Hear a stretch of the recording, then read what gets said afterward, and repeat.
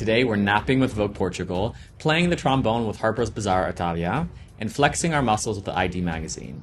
My name is Marco, welcome to the Model Gene, and if you're ready to dissect this month's covers, hit that like button and let's get started on April's Battle of the Covers. Starting off with Vogue US, we have Doja Cat by Willy Vanderperre. The cover is typical Willy, stark and sexless, taking someone with a huge personality and shine and doing his best to suck all the energy out. I'm sure you've seen those videos with the caption that you can tell how a designer feels about women by his clothes, and I think the same is true with photography. No lust, no life, no fantasy, no storytelling. Doja Cat is notoriously unserious, a perfect candidate to create a memorable and playful cover, but that didn't happen here. Olivia Rodrigo covers British Vogue, a less successful version of last month's cover of Rosalia for Vogue US.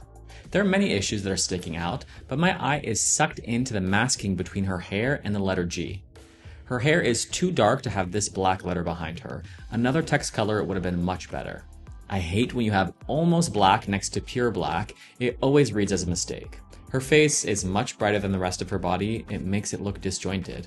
Olivia isn't tall, 5'4", but there are many ways to photograph someone to elongate their silhouette. Looking through the editorial, I don't think any of these photos are cover-worthy, despite how beautiful Olivia is. What they should have done is hired Petra Collins for this shoot, someone who collaborated with Olivia before and would tell an actual story. If you don't know about Petra Collins and Euphoria, check out my video on that robbery. Leonie Cassel covers Vogue Italia. This has to be one of the lowest lows in the history of the magazine. This looks like a fake cover a girl would make in Photoshop to invite her friends to her Sweet 16 birthday extravaganza. The part that always confused me with the Nepo baby situation is this. If you love and revere their parent so much for their beauty and or talent, why are you promoting someone without those same qualities? They even included these photos of Monica in the editorial. So weird and honestly unfair to her daughter.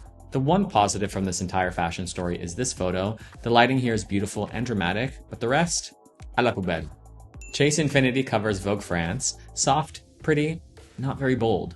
Her expression is very serene, but along with these muted blush tones, it's all very passive. I like a cover when it grabs you and says something. This cover looks like part of a Dove Real Beauty campaign.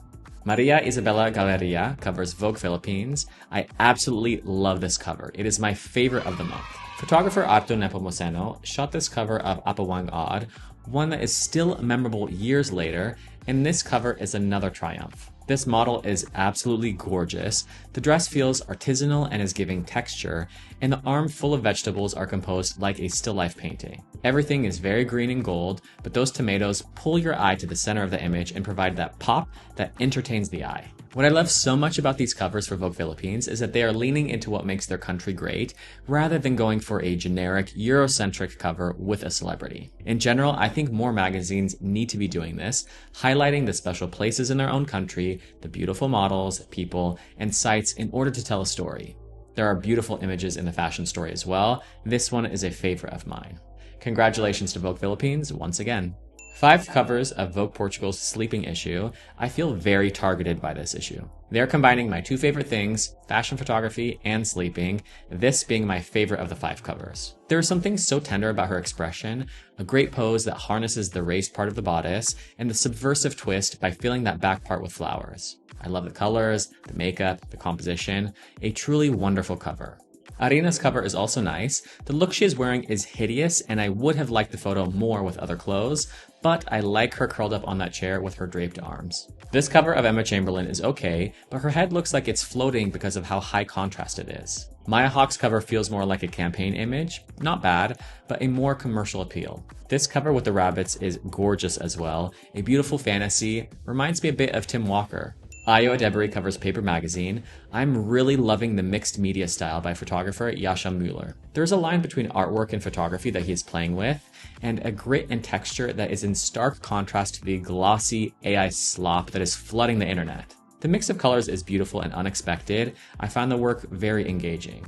Let me know in the comments if you agree, but I am interested in seeing more of this point of view in fashion photography. Rosie Huntington Whiteley covers Vogue Australia. I like this.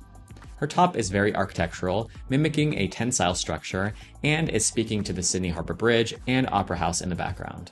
The lighting and texture of the couch adds to this 1970s Helmut Newton Halston look. The colors here have a good balance. My only slight criticism is that her hand is cropped out. Anne Hathaway covers Harper's Bazaar US, channeling the glamour of Jerry Hall with the blowing wind and red lip. She looks great. The covers are very safe, but I wish they were more interesting. In this cover, her thumbnail should match the orange red of her lip, and I don't think she was wearing the right earring. I will not remember this cover in a few weeks. Rachel Zegler covers Harper's Bazaar UK. Wow, this looks like a Balkan celebrity magazine cover. Photographer Alexei Lubomirski seems like a lovely person, but this is inexcusable. Flat, Play-Doh skin, the colors, it's all dated and forgettable. But congratulations to Rachel on winning the Olivier Award for Best Actress in a Musical for her starring role in Evita. Hopefully better covers are in her future. Anaki Ai covers Vogue Japan. The cover is okay, but there are a lot more interesting images inside the pages. The style of the shoot is visual maximalism, shiny, bright, colorful, high energy, a bit chaotic. My biggest issue with the cover is the lack of contrast between her head to separate this white wig from the white background. The lack of visual contrast also makes the oversized diamond ring around her torso difficult to read immediately. Despite the cheap and synthetic wigs across the shoot, there are some fun images. This green trench coat looks great on her. I quite like this image in front of the wigs as well. This may not be my preferred style of photography, but I think it's fun and fits Vogue Japan really well. Elle Fanning covers Vogue España. This was not a good selection for a cover image. The main light source is overhead. They are using a reflector or flash to brighten up the shadows on the side under her hair, but overall, the shadows are not being used properly. They should be a sculpting element used thoughtfully to highlight her face. Here they're making her face look asymmetrical. Shadows aside, it looks like she has a deformed baby hand in this position and with this lighting. From the editorial, some of the photos I find are on the same level as the cover, but there are a few that I like much more, and it really shows how different a person can look from one photo to another. If I didn't know Elle, I wouldn't guess these were of the same person. Dutch top models cover Vogue Netherlands, shot by Inez and Vinoodh. Nice portraits, but my favorites are these of Rian van Rompuy and Iman Hammam. I love the depth of the blacks, dark and moody.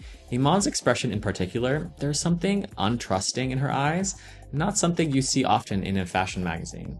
Duta Sidibe covers Hero magazine. I'm loving this portrait by Jaša Müller.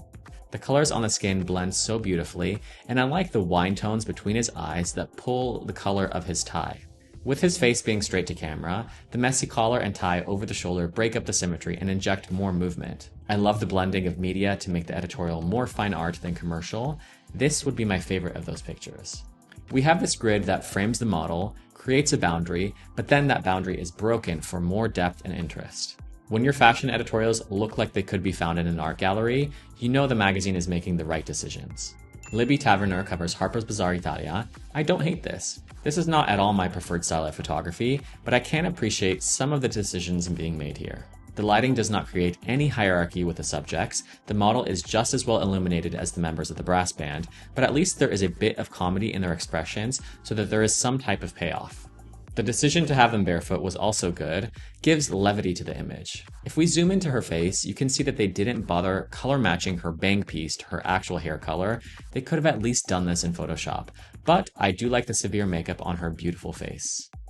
Kirill Karpenko covers Ula Republika, easily one of my favorite covers this month. The concept is so simple, it's just a boy in a pair of jeans, but the lighting is beautiful, the pose is fantastic. I wonder if the reference was intentional, but there is an element of Robert Mapplethorpe in the cover. Kirill looks a bit like him, plus the black and white photography focused on the form of the human body. This pose is gorgeous. The creation of negative space in this central rectangle, the tension here when he is grabbing his heels, not to mention how beautiful his face looks. The editorial is full of really strong images as well, from the slicked back color portraits to these layered studio shoots full of texture. Even this photo outside with the umbrella is so beautiful. The way the rain is reflecting against the dark pavement, I really love it.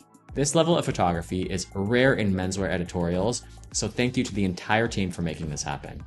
Carolina Kurkova covers Harper's Bazaar España. I love the setting of this shoot. This is my favorite photo from the editorial. Legs for days. Nothing crazy about the covers, but it's a decent shoot overall. Happy to see Carolina working more. Zoe Fong covers Vogue Taiwan. I like this a lot. The yellow oversized coat is bringing your eye to the center of the image and jolting it with energy, balanced by the blue shadows. It's hard to understand exactly what's going on with the narrative. The masks on the wall and the one she is holding is a bit mysterious, and I love that hook to grab your attention and make you want to grab a copy of the magazine and look inside. I like the crop of this image as well, that they gave her enough room around her body so that the photo can breathe.